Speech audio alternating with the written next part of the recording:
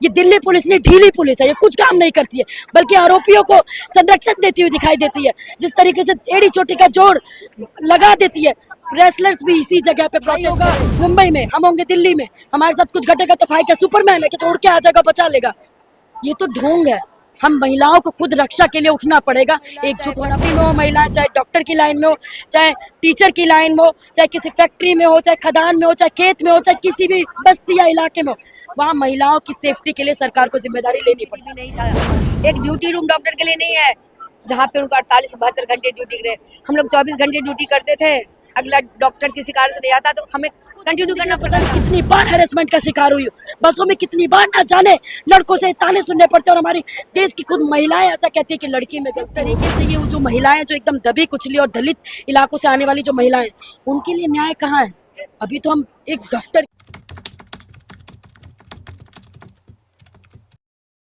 बंगाल में lady doctor के साथ कुकृत्य किया गया, उसी मुद्दे पे बात करने के लिए हमारे साथ कुछ डॉक्टर मौजूद है, उनसे बात करेंगे और जानने की कोशिश करेंगे कि आखिरकार इस प्रोटेस्ट को किस तरीके से देखते हैं। मैम, किस तरीके से देखते हैं इस प्रोटेस्ट को? देखिए, ये जिस तरीके से प्रोटेस्ट अभी उभर के आ रहा है हमारे देश में, कई लोगों ने व्हाट्सएप पे डीपी लगाया हुआ, वो देखते हुए मुझे उन पब्लिक उन जनता से एक सवाल है कि डीपी लगाने से न्याय नहीं मिलेगा, उनको सड़कों पे आना पड़ेगा। निर्भया का जो केस हुआ था 2012 में, उसमें भी सड़कों पर महिला आंदोलनों ने कई ऐसे न्याय पसंद जो पुरुष थे वो भी शामिल थे, सिर्फ महिलाओं के आंदोलनों से नहीं, पुरुष भी शामिल थे। उनकी जो एकता से जो न्याय हासिल हुआ था, one stop crisis centre, Nirbhaya fund, ये दो कानून मुख्य रूप से सरकार ने हमें दावत के रूप से परोसे नहीं थे, ये महिला आंदोलन से हमने छीन के हासिल लिए थे। उन दोनों कानून को अभी भी लागू करवाना बहुत जरूरी है। वो कागज पे तो दिखाई देते हैं लेकिन जमीनी स्तर पे नहीं नजर आते हैं, तो वो भी मुख्य कारण है हमारा यहाँ पे इकट्ठा होने का। और दूसरा की जो पीड़िता है उनको न्याय मिलना चाहिए। जिस तरीके की घटना हो जाती है और पुलिस प्रशासन लगातार पीड़िता को ही आरोपी साबित करने की कोशिश करता है, कहीं ना कहीं इस पे सरकार जिम्मेदार है। मैं ये बात दोबारा बोलूंगी, कहीं ना कहीं इस सब की घटनाओं पे सरकार जिम्मेदार है, क्योंकि हमारी सरकार ये करती है। जब बिल्किस बानो का केस होता है 2002 में हुआ था, लेकिन 2 साल पहले 15 अगस्त को ही बिल्किस बानो के आरोपियों को रिहा किया जाता है, उनको माला पहनाई जाती है, उनको लड्डू खिलाया जाता है, ये कह के कि वो उच्च जाति से, वो सर्वगुण संपन्न है, लेकिन वो आरोपी भी है, वो रेपिस्ट भी है। हमारी नजरिए का एक अंतर होता है। उसी को अगर प्रशासन हमारा माला पिना रहा है तो एक शर्मनाक सरकार, जिस तरीके से असंवेदना उनके सरकार के भीतर दिखती है कि वो महिला विरोधी है, ये साफ साफ बोलना चाहूंगी कि वो महिला विरोधी है। ना तो वो पुलिस प्रशासन हमारा पूरा कामयाब है, क्योंकि अभी दिल्ली के जो पार्लियामेंट के बगल में 2-3 किलोमीटर की दूरी पे एक बस्ती है, 3 दिन पहले एक 2.5 साल के बच्चे के साथ रेप होता है और उसको मार करके सार्वजनिक शौचालय में फेंक दिया जाता है। उसके परिवार वाले थाने में जाते हैं रिपोर्ट दर्ज कराने, उल्टा उनको थप्पड़ मार के भगा देती है दिल्ली पुलिस।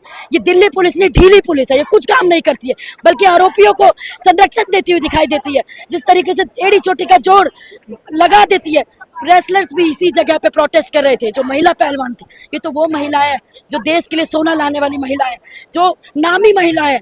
डॉक्टर बनना बड़ी बात होती है हमारे देश में, उन महिलाओं के साथ इतनी दुर्बल भत्सना, इतनी दुर्बल दुर्गति हो जाती है, तो बाकी महिलाओं की बात हम क्या कहेंगे? जो फैक्ट्री में काम करती है, जो किसी के घरों में काम करती है, जो स्कूलों में बच्चियां होती हैं, जो बसों में, मैं खुद जिंदगी में पता नहीं कितनी बार हैरेसमेंट का शिकार हुई हूँ, बसों में कितनी बार ना जाने लड़कों से ताने सुनने पड़ते, और हमारी देश की खुद महिलाएं ऐसा कहती है कि लड़की में गलती होगी।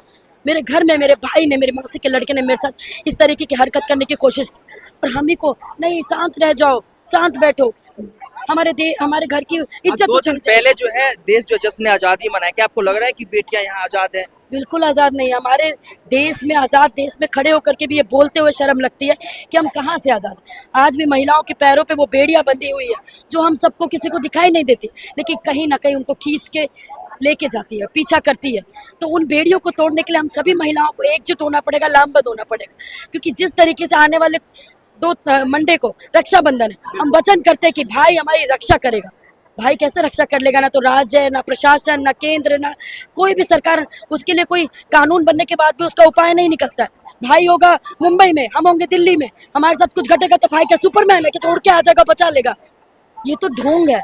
हम महिलाओं को खुद रक्षा के लिए उठना पड़ेगा, एकजुट होना पड़ेगा, लामबंद होना पड़ेगा। ममता सरकार के कार्रवाई से कितनी खुश है? क्या आपको लग रहा है कि ममता सरकार जो है उस लेडी डॉक्टर को न्याय दिला पाएगी? देखिए, खुशी शब्द डालना बहुत मुझे अजीब सा लग रहा है, क्योंकि जिस तरीके से एक राजनेता अपने आप की सरकार को बचाए रखने के लिए कुछ 4-5 वाक्य बोल देते हैं कि आने वाले चुनावों में हमें ही जनता मतलब वोट देगी, तो ये सीधा षड्यंत्र दिखाई देता है। मैं बिल्कुल नाखुश हूँ उसकी मुख्यमंत्री जो ममता बनर्जी है, और वहाँ जो पश्चिम बंगाल में महिलाएं बिल्कुल सेफ नहीं है, और ये तो वो महिला थी, मैं दोबारा बोलना चाहूँगी, जो पढ़ के आगे बढ़ गई है और जो नौकरी के आवाम पे पहुँच गई है। हमारे देश में ऐसी महिलाएं जो खेतों में काम करती है, उनके साथ ऐसी घटना होती है, कभी पूछिए जाके, वहाँ कोई मीडिया नहीं जाता है, वहाँ कोई अखबार नहीं जाता, वहाँ पंचायत बोल देता है अरे माफ़ी कर दीजिए ना, कोई बात नहीं, क्या हो गया, रेप ही तो हुआ है। उनकी नज़रों में इस तरीके से बोलना बहुत दुख लगता है इस देश में, इस तरीके की घटना जो होती है। और ऐसी महिलाएं जो सफाई का काम करती है, वहाँ पे जो ठेकेदारों के द्वारा जो शोषण होता है और मारने के बाद उनको एकदम रफा सफा या एकदम सबूतों को गायब करने की जो कोशिश की जाती है, उनसे भी मैं सवाल करना चाहूँगी कि जिस तरीके से ये वो जो महिलाएं जो एकदम दबी कुचली और दलित इलाकों से आने वाली जो महिलाएं, उनके लिए न्याय कहाँ है? अभी तो हम एक डॉक्टर के लिए लड़ने के लिए यहाँ सड़कों पर हैं। हमारी लड़ाई उन महिलाओं तक है जो अभी और भी घटना हुई है, उत्तराखंड में हुई है, कानपुर में हुई है। न जाने सरकारी आंकड़ा खुद बताता है कि 6 मिनट में एक महिला के साथ छेड़छाड़ होती है और 15 मिनट में एक महिला के साथ बलात्कार होता है। सुबह से हम लोग नारे लगाते हुए न जाने कितनी महिलाओं के साथ ऐसे कुछ घटना हो गई होगी जिसका हमें किसी को नहीं पता है। ना तो आपको पता है, ना तो मेरे को पता है, ना तो कोई अखबार छापता है, ना तो कोई मीडिया छापता है, क्योंकि कहीं ना कहीं वो पैसों से भी, आर्थिक स्थिति से दबी होती है, अपने समाज में दलित होती हैं, या गरीबी हालत में उनको उनके मुद्दों पर पुलिस प्रशासन कुछ नहीं करता हुआ दिखाई देता। जाते जाते मेरा आखिरी सवाल, ये प्रोटेस्ट जो है क्या एक दिवसीय रहेगा या आगे की क्या तमाम रणनीतियां हैं, सरकार से क्या वो मांगे हैं जो आप लोग मांग कर रहे हैं? देखिए, जब तक ये मुद्दा कि महिला सुरक्षा का मुद्दा, जो भी सरकार XYZ जो आए या बीत गई सरकार, वो ये अपने मुद्दे में महत्वपूर्ण मुद्दा नहीं मानेगी, तब तक हमारी लड़ाई जारी रहेगी। और जो निर्भया के केस पे महिला आंदोलनों से जो कानून हमने पारित करवाया था लड़ झगड़ करके, वो जो वन स्टॉप क्राइसिस सेंटर और जो निर्भया फंड, उसकी निष्पक्ष जांच होकर के कि वो होता है कि नहीं होता। मैं खुद अस्पताल जाती हूँ और वन स्टॉप क्राइसिस सेंटर पे ताला लगा हुआ मिलता है। इसका मतलब ये होता है कि एक ही छत के नीचे जो पीड़ित है उसको इलाज मिलना चाहिए, कानूनी सुविधा मिलना चाहिए, काउंसलर मिलना चाहिए। ये 3 सारी सुविधाएं एक ही छत के नीचे मिलनी चाहिए। वो जो कानून लड़ झगड़ करके पारित करवाए थे, वो कागज पे ना हो, वो जमीनी स्तर पे फॉलो हो, वो जमीनी स्तर पे जो पीड़ित है उसको मिले। और आने वाली सरकार जो भी है या अभी मौजूदा सरकार में, उनसे एक सवाल ये भी करना चाहूँगी, हमारी लड़ाई तब तक है जब तक जो पीड़ित है कोलकाता की, उनको न्याय नहीं मिल जाता है, और आने वाले जितने भी केस हों उनको न्याय नहीं मिल जाता है, और कानूनी सुविधाएं और पुलिस प्रशासन को भी उनको कड़ा करना पड़ेगा कि ना तो भगा दिया जाए। ये छेड़छाड़ी हुई ना, मेरे साथ खुद छेड़छाड़ की रिपोर्ट दर्ज करवाने गई थी, फीमेल पुलिस वाली खुद कहती है कि आपके साथ छेड़छाड़ी तो हुई है ना, रेप तो नहीं हुआ है ना, बता दीजिए। ये क्या रवैया है? यानी कि हम मैं छोटा शब्द उस तौर पे मैं मानती नहीं हूँ, छेड़छाड़ भी एक बड़ी घटना है, उस चीज को हम कुछ मान ही नहीं रहे। अगर उसी छेड़छाड़ पे अगर रिपोर्ट दर्ज हो जाए, हो सकता है कि बलात्कार तक की नौबत ही ना आए। उस पर कार्रवाई करती हुई पुलिस प्रशासन दिखाई देनी चाहिए। और एक और चीज़ की, डॉक्टर्स जो हमारे देश में 28 लाख डॉक्टर की ज़रूरत है, और 1 लाख डॉक्टर पे जो बाकी पब्लिक का या पेशेंट्स का जो बोझ है, जो 36-36 घंटा डॉक्टर काम करते हैं, उन डॉक्टर के लिए भी जो MBBS कर रहे हैं, ना तो उनको डॉक्टर की पोस्ट मिलती है, ना तो उनको नौकरी तक पहुंचने का मौका मिलता है। 28 लाख डॉक्टर, WHO का आंकड़ा खुद बताता है कि ज़रूरत है भारत में, उतने डॉक्टर को नियुक्त करना चाहिए। उनका काम कम हो, और जितनी भी काम की जगह पे, चाहे क्रैच में हो महिला, चाहे फैक्ट्री में हो महिला, चाहे डॉक्टर की लाइन में हो, चाहे टीचर की लाइन में हो, चाहे किसी फैक्ट्री में हो, चाहे खदान में हो, चाहे खेत में हो, चाहे किसी भी बस्ती या इलाके में हो, वहाँ महिलाओं की सेफ्टी के लिए सरकार को जिम्मेदारी लेनी पड़ेगी। ये हमारी मुख्य ये तमाम किस तरीके से देखते हैं मैम, तो प्रोटेस्ट आज किया जा रहा है तमाम डॉक्टर्स के द्वारा, कैसे देखते हैं इस प्रोटेस्ट को? कैसे देखते हैं, क्या इसमें देखेंगे, हमें न्याय चाहिए बेटी के लिए, भारत की बेटी के लिए, डॉक्टर बेटी के लिए जो ड्यूटी पे थी। गली कूची में आजकल CCTV लगा दिया जाता है, इतने बड़े हॉस्पिटल में एक CCTV नहीं था, एक ड्यूटी रूम डॉक्टर के लिए नहीं है जहाँ पे उनको 48 से 72 घंटे ड्यूटी करे। हम लोग 24 घंटे ड्यूटी करते थे, अगला डॉक्टर किसी कारण से नहीं आता तो हमें कंटिन्यू करना पड़ता था। ना इमरजेंसी में, ना खाने का, नाश्ता का कोई ठिकाना नहीं, ड्यूटी रूम नहीं। आज ड्यूटी रूम होता, वो जाकर के सेमिनार रूम में नहीं सोती।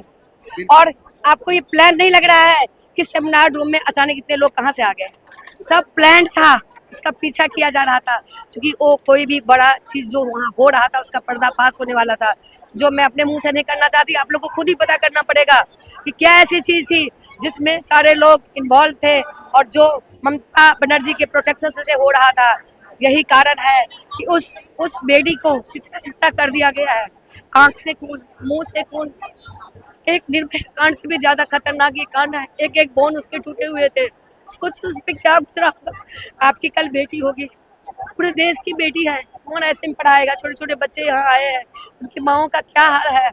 उसके बाद कुछ नहीं कर रही ममता सरकार, कोई प्रोटेक्शन नहीं दे रही है। उल्टा जो आ रहे हैं प्रोटेक्ट के लिए उसके ऊपर काम कर रही है, उसको मार रही है। एक स्टाफ को चित्रा करके मार दिया है। वो लेडी इतनी खूंखार है, क्योंकि वो इस बंगाल को पूरी बांग्लादेश बनाना चाहती हो। उसको अपनी कुर्सी से प्यार है, उसको किसी से। कितनी नौटंकीबाज है, देखिए प्रोटेस्ट कर रही है। किसके अगेंस्ट प्रोटेस्ट कर रही है, क्या कर रही है, वो इतनी नौटंकीबाज है। वहाँ पे राष्ट्रपति शासन लगाना चाहिए सरकार को, और आप लोग के माध्यम से सरकार तक बात जाए कि जिस देश में आप कह रहे रहो कि 2047 में हमें विकसित भारत चाहिए, कहाँ से विकसित भारत होगा। महिला सशक्तिकरण कहाँ से आएगी।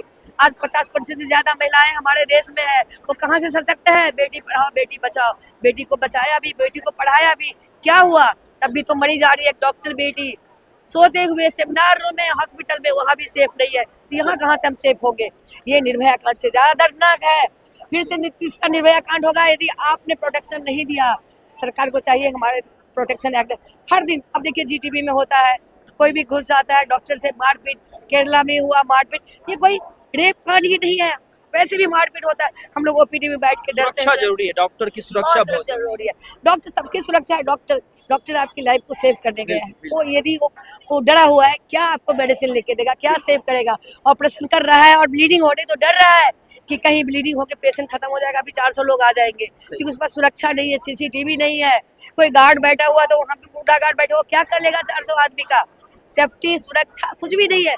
डर के यदि आप अपना इलाज कराएंगे तो जब स्वस्थ ही नहीं रहेंगे, कहाँ से देश सुरक्षित रहेगा। डॉक्टर सेफ नहीं है, देश कहाँ से स्वस्थ होगा। महिला सशक्त नहीं है, कहीं से विकसित भारत नहीं बन पाएगा। महिला को सशक्त कीजिए। और हम चाहते हैं कि महिलाएं भी अपने बच्चों में संस्कार दें। हम लोग आजकल गर्भ संस्कार पे काम कर रहे हैं कि हम अपने बच्चे को संस्कार दें कि सारी औरत को अपनी माँ की तरफ देखो, बहन की तरफ देखो, और इस तरह से इज्जत करो। इस तरह से नशीले लोग तो नशा करते हैं, गलत चीज़ करते हैं, वहाँ तो सबसे ज़्यादा होता है, क्योंकि बाहर के लोग आके भरे हुआ है कुर्सी के चक्कर में, आप समझ रहे हो ना। तो वहाँ पे ये चीज़ें हो रही है। तो ये तमाम डॉक्टर्स के मांग है, लगातार जो है प्रोटेस्ट कर रहे हैं, डॉक्टर मांग कर रहे हैं सरकार से कि हमें न्याय जल्द से जल्द चाहिए। बने रहे मेरे यानी संतोष के साथ, गूंजता भारत, दिल्ली।